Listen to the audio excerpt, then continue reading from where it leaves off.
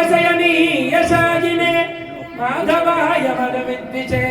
नमः दूलायमानं गोविन्दं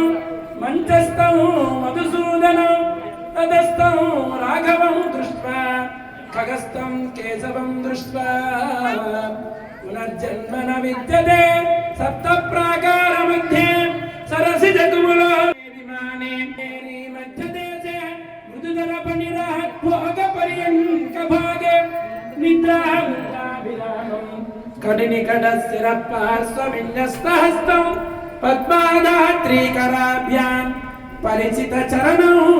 रङ्गराजं भजे।